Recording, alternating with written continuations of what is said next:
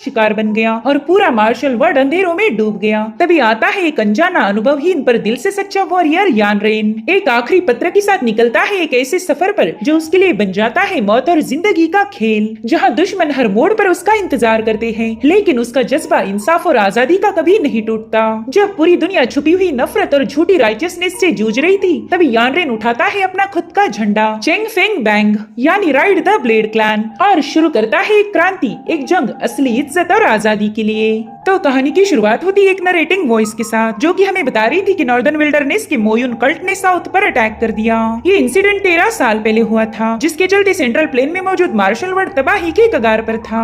उस वक्त यून जिंगशान नाम का एक पावरफुल तलवारबाज अचानक से इमर्ज हो गया। उस जाबाज योद्धा ने अकेले ही मोयुन कल्ट की धज्जियां उड़ा दी और उसके इसी करतब को देखकर उसे ब्लेड मास्टर इस टाइटल से नवाजा गया। इस बैटल के बाद मार्शल वर्ल्ड पूरी तरह से राइचस पाथ को फॉलो करने वाले चेनफिंग पवेलियन के अंडर में आ चुका था। तो इस तरह से चेनफिंग पवेलियन इस मार्शल आर्ट दुनिया का सबसे बड़ा सेक्ट बन चुका था। लेकिन बदलते मौसम के साथ चेनफिंग पवेलियन के रंग भी बदलने लगे। उन्होंने अब अपने फायदे के लिए काम करना शुरू किया था, जिसके चलते एक जमाने में राइचस पाथ को फॉलो करने वाला चेनफिंग पवेलियन अब एक इवल सेक्ट बन चुका है। एक वक्त पर चेनफिंग पवेलियन इस मार्शल आर्ट की दुनिया का प्रोटेक्टर था, मगर आज वो उनके लिए एक बहुत बड़ा खतरा बन चुका है, जिसके चलते मार्शल आर्ट की दुनिया एक बार फिर से क्योस के अंधेरों में धकेली जाएगी। यहाँ पर खून की नदियां बहेगी। तो अब इसी बैकग्राउंड इन्फॉर्मेशन के साथ इस कहानी की शुरुआत होती है। यहाँ पर हमें एक एंशिएंट टेम्पल दिखाया गया, जो कि कई सालों से बंद पड़ा था, लेकिन आज वहाँ पर एक योद्धा जख्मी हालत में अपने डिसाइपल को लेकर पहुँच गया। वो छोटा बच्चा अपने मास्टर से पूछ रहा था कि आखिर ये लोग हमारा पीछा क्यों कर रहे हैं, हमने तो किसी का कुछ नहीं बिगाड़ा।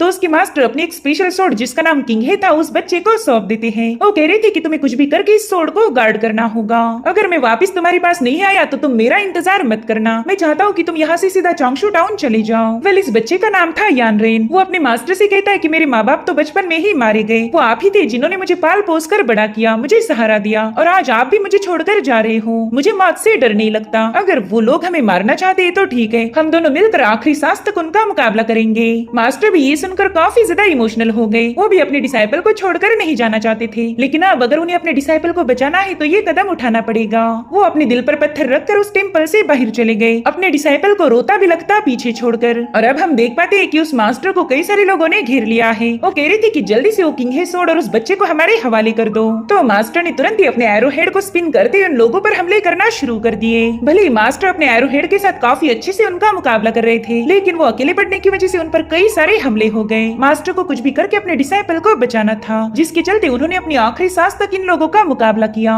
और जब ये सारे असासिन खत्म हुए तब मास्टर भी नीचे गिर गए। तब तक यान रेन किंग ही सोर्ड को घसीटते हुए बाहर आ चुका था। वो तो अपने मास्टर की ऐसी हालत देखकर फूट फूट के रोने लगा। मास्टर उससे कह रहे थे कि बच्चे, अब मैं तुम्हारे साथ नहीं हूँ, लेकिन तुम्हें कुछ भी करके इस लाइफ को लीड करना होगा, चाहे कितनी भी मुश्किलें क्यों ना आए, तुम कभी हार नहीं मानोगे। मुझे बस एक बात का अफसोस है कि मैं तुम्हें जवान होता हुआ नहीं देख पाऊंगा, मगर शायद यही हमारी किस्मत होगी। अब आज तुम मुझसे वादा करो कि इस किंग है सोर्ड के बारे में तुम किसी को कुछ नहीं बताओगे, तुम्हें इस सोर्ड को छुपा के रखना है। मैं चाहता हूँ कि तुम इस दुनिया के सबसे महान तलवारबाज बनो।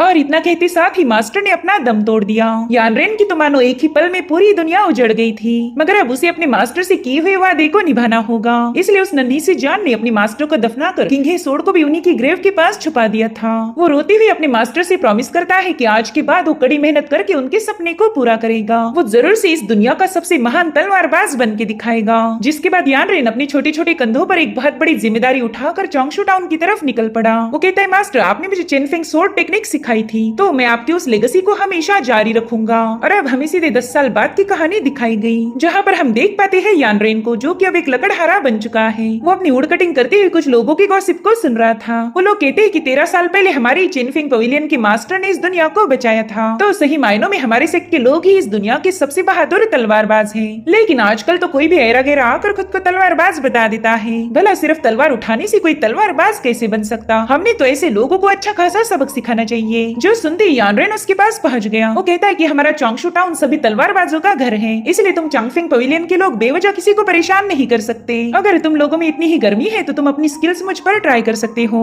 जो सुनते ही वो लोग कह रहे थे, देखो तो ये मामूली सा वुडकटर हमें ज्ञान की बातें पिल रहा। और फिर उन तीनों ने मिलकर यान रेन पर हमले करना शुरू कर दिए। हालांकि यान रेन बड़े ही फनी अंदाज में उनकी कुटाई कर रहा था। उसे इन तीनों पर डोमिनेट करता हुआ देखकर टाउन के लोग उनका मजाक उड़ाने लगे। जो देख अब उन तीनों लोगों ने अपनी तलवारें बाहर निकालते हुए यान रेन पर अपने स्लैश अटैक रिलीज करना शुरू कर दिए। यान रेन जैसे तैसे उनके अटैक को डॉज करते हुए सोचने लगा कि अगर मेरे मास्टर जू को पता पता चला कि मैंने मार्केट में अपनी सोड निकाली थी तो बुड्ढा 1 महीने तक मुझसे अपने गंदे कपड़े धुलवाएगा। ना बाबा, मैं तो ये रिस्क नहीं उठाने वाला। उतने में ही वो लोग उससे कह रहे थे कि बच्चे अब देखते ही तुझमें कितना दम है। तो यानरेन उन्हें बताता है कि मेरे पास भी राइडिंग एज सोड टेक्निक है, उसके एक ही स्लैश में तुम तीनों का काम तमाम होगा। इतना कहते साथ ही यानरेन ने अपना स्लैश अटैक उन पर रिलीज कर दिया, जो देखते ही वो तीनों भी डर के मारे अपनी आंखें बंद कर लेते हैं। और इसी मौके का फायदा उठाते हुए यानरेन तुरंत ही वहाँ से भाग निकला। वो कह रहा था कि समझदार लोग बेवकूफों के साथ फाइट करके कभी भी अपना वक्त जाया नहीं करते। जब तक इन तीनों ने अपनी आंखें खोली तब तक यानरेन काफी दूर भाग चुका था। तो ये तीनों भी गुस्से में आकर उसे फॉलो करना शुरू कर देते हैं। अब सीन शिफ्ट होकर हमें यानरेन के मास्टर जो दिखाए जाते हैं, जो कि नदी किनारे बैठकर मछलियां पकड़ रहे थे कि तभी एक परिंदे ने आकर उन पर हमला कर दिया।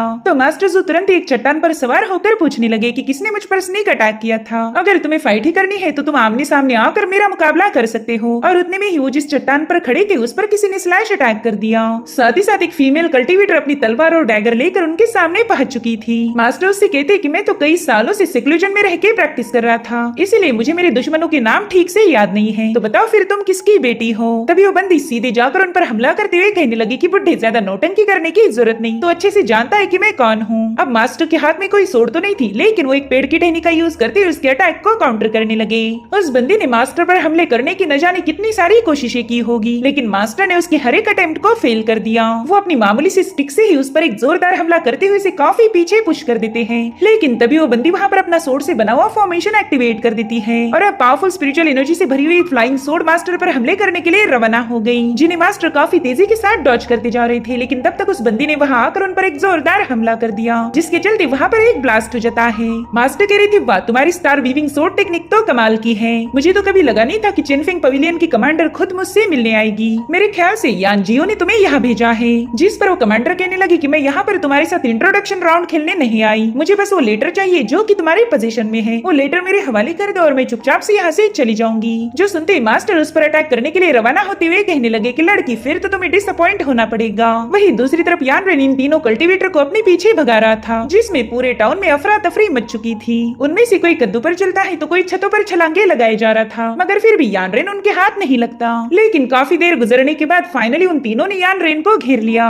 उससे कहते चल बच्चे अब भाग के दिखा, देखते तो कितनी दूर भाग पाएगा। लेकिन उसी वक्त मौसम अचानक से बदलने लगा। उस पूरे इलाके में काले बादल छा चुके थे, जो देखकर ये सभी लोग काफी ज्यादा हैरान हो गए। किसी को समझ नहीं आ रहा था कि आखिर यहाँ पर हो क्या रहा है। वहीं दूसरी तरफ मास्टर जू ने इस फिनोमिना को पहचान लिया था। वो कहने लगे कि ये तो एक डेडली फॉर्मेशन है। और उतने में ही पूरे टाउन में इवल एनर्जी फैलने लगी, जिसमें से कुछ शैडो मॉन्स्टर्स बाहर आकर मॉर्टल्स पर अटैक करना शुरू कर देते हैं। उनकी चपेट में आने वाला हर एक पर्सन इवल एनर्जी की पोजीशन में आ चुका था। साथ ही साथ यानरेन पर भी एक मॉन्स्टर का अटैक हो गया। कुछ इवल शैडोज मास्टर जू पर भी हमला करने के लिए माउंटेन पर पहुंच चुकी थी। उन सभी शैडोज ने मास्टर को चारों ओर से घेर लिया था, जिसके बाद वो 1 बाय 1 उन पर हमले करना शुरू कर देते हैं, जहाँ पर मास्टर अपनी एनर्जी का यूज करते उन शैडोज को डिस्ट्रॉय करने लगे। मगर फाइनली एक शैडो मॉन्स्टर उन पर हमला कर ही देता है, जिसके चलते मास्टर भी अभी इवल शैडोज की वजह से अफेक्ट हो गए थे। कमांडर उन्हें बताती है कि आपका पूरा माउंटेन मेरी स्टार्टलिंग शैडो फॉर्मेशन से घिरा हुआ है, इसलिए अब बिना चालाकी दिखाए वो लेटर मेरे हवाले कर दो। जो सुनते ही मास्टर ने अपनी पावरफुल एनर्जी को रिलीज करते हुए उस कमांडर को काफी पीछे पुश कर दिया और मौका मिलते ही वो वहाँ से भाग निकलते हैं। जो देखकर कमांडर कह रही थी कि अरे आपने फिर से गलती कर दी, क्या आपको वाकई लगता है आप मेरी नजरों से बच पाओगे। और अब वो अपने पालतू परिंदे को मास्टर जू के पीछे लगवा देती है।